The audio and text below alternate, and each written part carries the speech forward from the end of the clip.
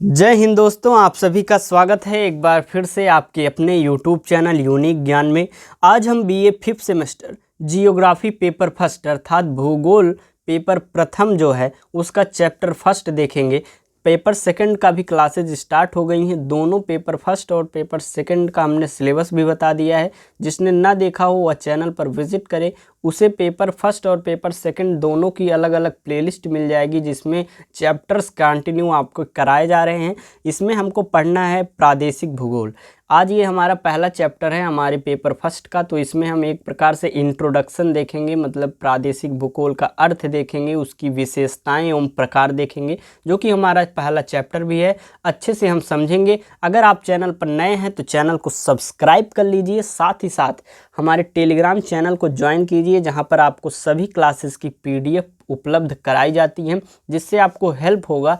आप रिवीजन भी कर सकते हैं, और अगर आप चाहें तो आप हैंड रिटन नोट्स भी हमारे PDF से आप बना सकते हैं, जिससे आपको अच्छे से समझने में बहुत आसानी हो जाएगी। तो चलिए देखते हैं हमारा प्रादेशिक भूगोल जो होता है उस क्या होता है। पहले मतलब किस श्रेणी में आता है, क्या होता है, उसका फैक्टराइजेशन, उसका जो है वर्गीकरण किस प्रकार से होता है। भौगोलिक अध्ययन की दो विधियां होती हैं। किसी भी प्रकार से अगर हम भौगोलिक अध्ययन करें तो उसकी दो विधियां होती हैं। पहली कौन सी? क्रमबद्ध विधि, और दूसरी प्रादेशिक विधि। और इसी आधार पर भूगोल के भी दो भेद कराए गए हैं। देखिए, जैसे कि भौगोलिक अध्ययन हम करेंगे तो उसके दो विधि होगी। कौन कौन सी? क्रमबद्ध विधि और प्रादेशिक विधि। क्रमबद्ध एवं प्रादेशिक विधि हम सबसे पहले देखेंगे, जिसमें क्रमबद्ध भूगोल आखिर होता क्या है, क्रमबद्ध विधि से हम कैसे पढ़ते हैं। क्रमबद्ध भूगोल में अध्ययन क्षेत्र को एक इकाई मानकर उसके अलग अलग भौगोलिक तत्वों तथा प्रकरणों का क्रमबद्ध रूप से अध्ययन किया जाता है। अर्थात किसी भी क्षेत्र को एक इकाई मान लें। मान लीजिए आपका उत्तर प्रदेश है या कोई भी क्षेत्र है, उसको आप एक इकाई मान लीजिए। उसके अलग अलग जो भौगोलिक तत्व हैं, मतलब उसमें किस प्रकार का मौसम है, ताप कैसा है, वायुमंडल कैसा है, प्राकृतिक भूमि की क्या व्यवस्था है, मतलब भूमि उपजाऊ है या नहीं है, ये अलग अलग क्या हो जाते हैं, भौगोलिक तत्व हो जाते हैं। तो किसी एक क्षेत्र को इकाई जब हम मानकर उसके भौगोलिक तत्वों अथवा प्रकरणों का जब क्रमबद्ध रूप से एक प्रकार से अध्ययन करते हैं तो वह क्या हो जाता है, हमारा क्रमबद्ध भूगोल हो जाता है। अगला हमारा कौन सा है? प्रादेशिक भूगोल।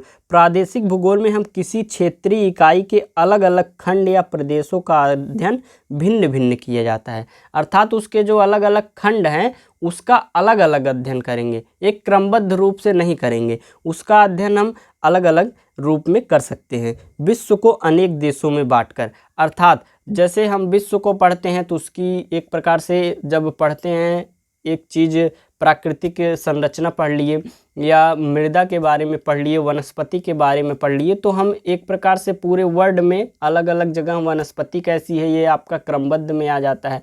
लेकिन जब अलग अलग देश को आप पढ़ेंगे, जो हमारे वर्ल्ड में, हमारे ग्लोब में जितने भी देश हैं, सबको अलग अलग करके, देशों को बांट कर हम अलग अलग उसकी जो अन्य प्रकार से खंड हैं उसके अध्ययन भी उसका अलग अलग करेंगे। मतलब एक चीज़ चूज कर लेंगे तो उसके प्राकृतिक दशाओं के, उसके जो हमारे प्रकृति में वायुमंडल है, जलमंडल है, वहाँ पर क्या पहाड़ वन, मतलब एक प्रकार से हर एक देश का जब हम अलग अलग पढ़ते हैं तो वह प्रादेशिक भूगोल। प्रादेशिक आपको नाम से ही पता लग जाता है, किसी एक प्रदेश का जब हम मुख्यतः करके उसका अलग अलग खंड करके पढ़ते हैं तो वह प्रादेशिक भूगोल में आ जाता है। डी विटलेसी जी कहते हैं कि क्षेत्रीय समानता के आधार पर परिभाषित पृथ्वी की सतह के किसी भी खंड को प्रदेश की संज्ञा दी जा सकती है। अर्थात डी विटलेसी जी क्या कहते हैं, क्षेत्रीय समानता के आधार पर, मतलब किसी भी क्षेत्र में कोई प्रकार से एक समानता हो, जैसे कि मैदान हो या फिर पर्वतीय क्षेत्र हो, तो एक प्रकार से क्षेत्रीय समानता होनी चाहिए, और वह पृथ्वी की सतह भूमि के किसी जो भूखंड है उसको एक प्रदेश की संज्ञा दी जा सकती है। मतलब क्षेत्रीय विशेषता यह होनी चाहिए कि क्षेत्रीय जो हो वह समान हो, तो उसका जब हम अध्ययन करेंगे उसको हम एक प्रदेश के रूप में मान सकते हैं। फेनमैन अमेरिका के जो हैं वह कहते हैं कि प्रदेश वह है भौगोलिक इकाई है जिसमें सर्वत्र स्थलाकृत समांगता पाई जाती है और जो आसपास के क्षेत्रों की दृष्टि से सर्वथा भिन्न होते हैं। प्रदेश के यहाँ पर दोनों लोग क्या बता रहे हैं, परिभाषा, आखिर प्रदेश होता क्या है। मतलब एक क्षेत्र ऐसा प्रदेश उसे कहते हैं जिसमें उसकी जो स्थल आकृति हो वह समान हो और जो आसपास के उसके क्षेत्र हों उसकी क्षेत्र से उसकी स्थलाकृति से अगर हम देखें तो वह भिन्न हो। मतलब आसपास के क्षेत्र के स्थलाकृतियों से भिन्न एक समान क्षेत्र जो है, समान स्थलाकृति वाली क्षेत्र जो है वह क्या कहलाता है? प्रदेश कहलाता है। फिर हम आगे देखेंगे हर्बर्टसन जो कि ब्रिटिशर हैं, जो ब्रिटिश के हैं, वह क्या कहते हैं? प्रदेश वह भौगोलिक इकाई है जिसमें भूमि, जल, वायु, पशु, पेड़ पौधे तथा मनुष्य क्षेत्रीय स्तर पर परस्पर इतने घनिष्ठ और विशिष्ट संबंध में संयुक्त हो गए हैं कि उनसे संपूर्ण की विलग तथा अनूठी पहचान बन गई है। मतलब किसी भी क्षेत्र में एक प्रकार से आप देखें, एक जब प्रदेश आप कोई देख लीजिए, उत्तर प्रदेश या कोई भी आपका ये भारत देश मान लीजिए, तो वहाँ की अलग अलग क्षेत्र जो है, मान लीजिए उत्तर प्रदेश, यहाँ के जो जल है उसका टेस्ट अलग होगा, वायु जो यहाँ प्रकार है कि गर्म चलती है, किस मौसम में क्या चलती है, पशु पक्षी यहाँ पर क्या पाले जाते हैं, पशु कौन से पाले जाते हैं, कौन से पशु उपलब्ध हैं यहाँ पर जो होंगे वह साउथ में नहीं होंगे क्योंकि वहाँ का क्षेत्र जो है अलग होता है, वहाँ का वायुमंडल अलग होता है। तो अलग अलग क्षेत्रों का क्या हो जाता है कि जो जल, वायु, पशु, पेड़ पौधे, मनुष्य क्षेत्र जो होते हैं उस क्षेत्र से एक प्रकार से क्या हो जाते हैं? घनिष्ठ और विशिष्ट संबंध में संयुक्त हो जाते हैं और संपूर्ण की विलग उन लोगों की एक अनूठी पहचान बन जाती है। यही एक प्रदेश की जो है क्या बात है कि उनकी पहचान है। यह कौन कहते हैं? हर्बर्टसन जो कि ब्रिटिश के हैं। अब हम देखेंगे प्रदेश की विशेषताएं। प्रदेश की आखिर विशेषताएं क्या होती हैं? प्रदेश आखिर क्या होता है हमने देख लिया, और प्रदेश की विशेषताएं क्या हैं? प्रदेश एक भौगोलिक सेल द्वारा सीमांकित इकाई है। भौगोलिक क्षेत्र द्वारा एक सीमांकित इकाई है। मतलब कोई भी प्रदेश एक प्रकार से स्थलाकृति से या उसके वायुमंडल से उसको डिफरेंट कर दिया जाता है, उसको एक क्षेत्र दे दिया जाता है और भौगोलिक जो क्षेत्र होता है वह सीमांकित कर दिया जाता है। जैसे कि उत्तर प्रदेश जो है उसका सीमांकन हो गया, उसका बॉर्डर एक प्रकार से बना हुआ है, तो वह क्या हो गया? एक भौगोलिक क्षेत्र हो गया। प्रदेश में पदानुक्रमिक व्यवस्था होती है और क्या होता है? एक प्रदेश अपने पड़ोसी जो प्रदेश होता है उससे अलग होता है। मतलब उसके वह एक जो प्रदेश है, कोई भी प्रदेश आप लेंगे उसके बगल में जो प्रदेश होगा उससे वह अलग होगा। किस प्रकार अलग होगा? वह क्षेत्रीय में अलग हो सकता है, मतलब उसकी स्थलाकृति अलग हो सकती है, वहाँ का वायुमंडल अलग हो सकता है, वहाँ के वन जीव जो हैं वह अलग हो सकते हैं। तो इस प्रकार विभिन्न प्रकार की जो विभिन्नताएं होती हैं देशों में होती हैं। प्रदेश एक प्रशासनिक नियंत्रण में होना चाहिए। प्रदेश में समरूपता प्राकृतिक, सामाजिक तथा सांस्कृतिक लक्षणों के आपसी क्षेत्रीय संबंधों के द्वारा होता है। यही प्रदेश अगर हम आज पढ़ रहे होते राजनीति विज्ञान में तो उसका कुछ अलग अर्थ बताया जाता आपको, लेकिन यहाँ पर प्रदेश में समरूपता होनी चाहिए, जैसे कि प्राकृतिक रूप में, सामाजिक रूप में, सांस्कृतिक लक्षणों में, आपसी क्षेत्रीय संबंधों के द्वारा होनी चाहिए। समरूपता कितने प्रकार की होती है? मतलब एक प्रकार से प्राकृतिक समरूपता होनी चाहिए, प्रकृति कैसी है उस पूरे क्षेत्र की एक प्रकार होनी चाहिए, मतलब उसमें जो थोड़ी बहुत डिफरेंस तो होता है क्षेत्र क्षेत्र में, तो प्राकृतिक उसकी जो बनावट होनी चाहिए, उसकी जो प्रकृति होनी चाहिए एक प्रदेश की उसके समान होनी चाहिए। एक समान वह जो क्षेत्र है, जो प्रदेश जिसे कहा गया है, एक क्षेत्र बांटा गया है, उसमें समान प्रकृति होनी चाहिए। सामाजिक स्थिति समान होनी चाहिए, मतलब जो लोग हैं उनके समाज में कैसे व्यवहार हैं, लोगों की बोलचाल कैसी है, भाषा के आधार पर भी क्या होता है? प्रदेश को बांट दिया जाता है। तो सामाजिक स्थिति, सामाजिक बोलचाल भी एक प्रकार होना चाहिए, उनकी संस्कृति एक प्रकार होनी चाहिए। जैसे आप देख लीजिए उत्तर भारत के लोगों की संस्कृति अलग है और दक्षिण भारत के लोगों की संस्कृति अलग है। अलग अलग जगहों पर, अलग अलग प्रदेश में संस्कृति अलग है, कहीं पर भाषा अलग है, कहीं पर क्षेत्र अलग है, कहीं जो है पेड़ पौधे कम पाए जाते हैं। जैसे मरुस्थल राजस्थान में देख लीजिए, रेत ही रेत, थोड़ा वहाँ की जलवायु अलग है, मतलब वहाँ का प्रकृति अलग है, वहाँ की स्थलाकृति अलग है। जम्मू कश्मीर देख लीजिए, बर्फीला क्षेत्र, उधर आपको पहाड़ उत्तराखंड में मिल जाएंगे। तो अलग अलग प्रदेशों के जो प्रकृति होती है उसकी जो एक प्रकार से संस्कृति भी अलग होती है। देखिए राजस्थान में अलग संस्कृति होती है, वहाँ पर राजा महाराजा, या साउथ में आप देख लीजिए वहाँ के लोग कैसे खाते हैं, उनका ज़्यादातर मछली चावल ये सब उनका भोजन होता है, पान उस पे केले के पत्ते पे भोजन करते हैं, उनकी संस्कृति है एक प्रकार से।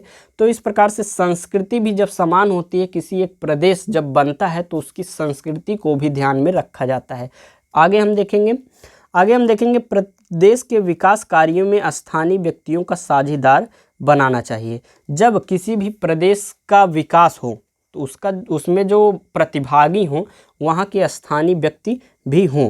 प्रदेश एक निश्चित अर्थों वाला इकाई क्षेत्र है, इसलिए इसका अध्ययन निश्चित उद्देश्यों को पूरा करने के लिए किया जाता है। एक प्रकार से देखिए जो प्रदेश होता है वह उसका एक प्रकार से अपना एक मोटो होता है कि कैसे वह विकास करेगा, उसकी अलग एक योजना होती है। तो उस निश्चित उद्देश्य को पूरा करने के लिए इसका अध्ययन किया जाता है, किसका? प्रदेश का। आगे हम देखेंगे एक प्रदेश में किसी एक अथवा अनेक भौगोलिक तत्वों की समानता पाई जाती है, जैसे यहाँ पर मिट्टी है, वनस्पति है। एक प्रदेश में किसी एक अथवा अनेक भौगोलिक तत्वों की समानता पाई जाती है। जैसे आप जब इसको बांटेंगे किसी एक प्रदेश को तो हर एक चीज़ समान नहीं हो सकती है।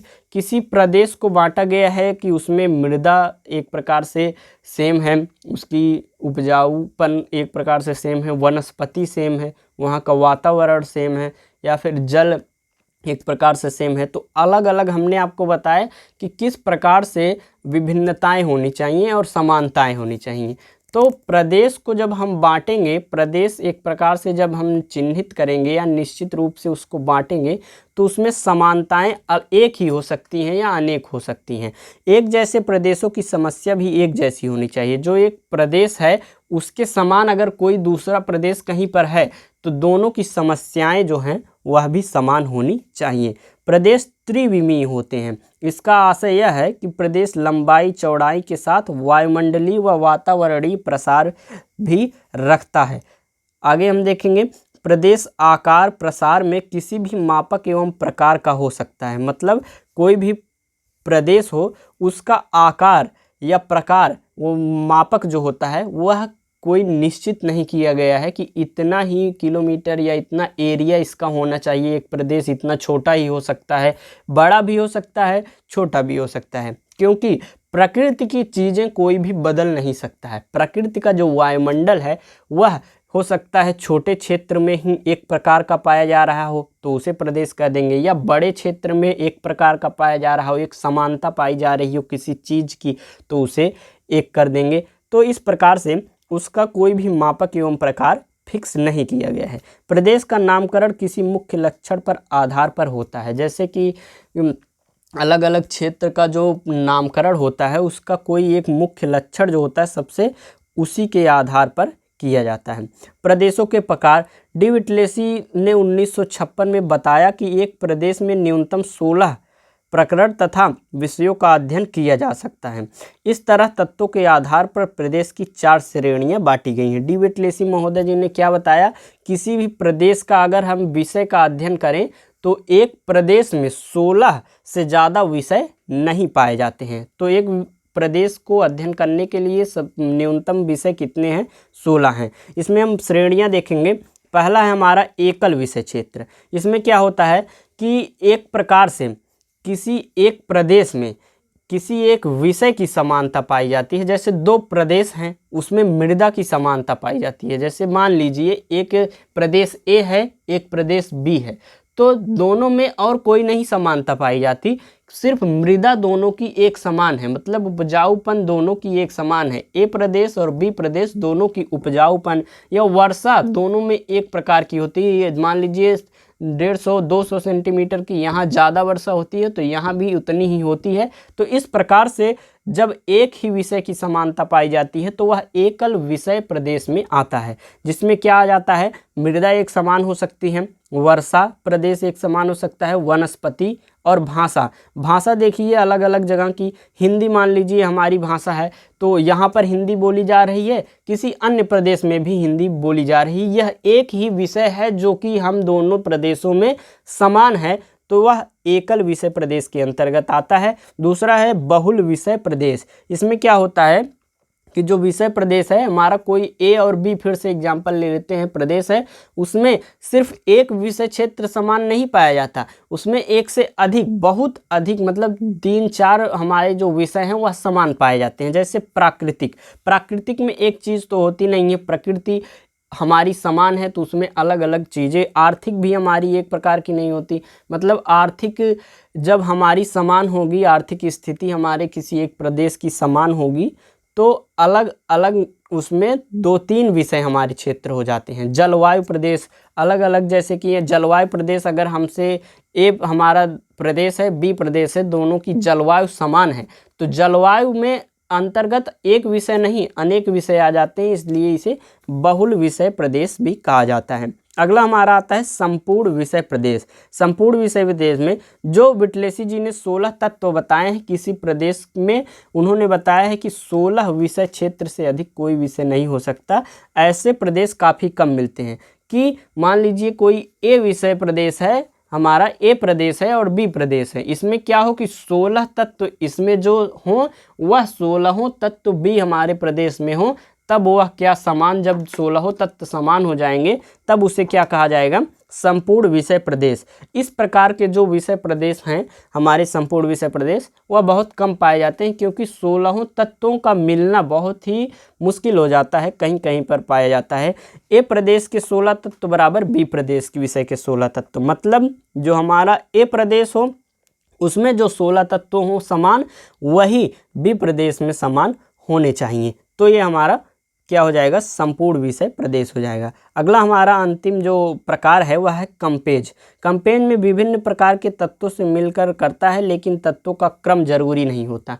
मतलब हमने जो बहुल पढ़ा उसमें क्रम जरूरी होता है, जैसे कि एक से अधिक विषय क्षेत्र जब समान पाए जाएं लेकिन क्रमवार पाए जाएं, लेकिन जो यह प्रकार कंपेज है उसमें विषय क्षेत्र समान हो यह जरूरी है, यह जरूरी नहीं है कि क्रमवार बराबर हो। मतलब एक क्रम में जैसे कि ए प्रदेश में बराबर हो, बी प्रदेश में भी उतने ही हो, लेकिन क्रमवार हो ऐसा जरूरी नहीं है, डिफरेंट हो सकते हैं। कंपेज बहुल विषम प्रदेश व संपूर्ण विषय प्रदेश के बीच की स्थिति है। यह था, हमने आपको क्या बताया, प्रदेश होता क्या है, प्रदेश का अर्थ क्या है, अलग अलग विद्वानों के द्वारा हमने आपको क्या बताए, आपको डिफिनीशन बताए कि प्रदेश आखिर होता क्या है, प्रदेश की विशेषताएं बताई तथा प्रदेश के प्रकार बताए। इस प्रकार आपका चैप्टर फर्स्ट यहाँ पर समाप्त होता है।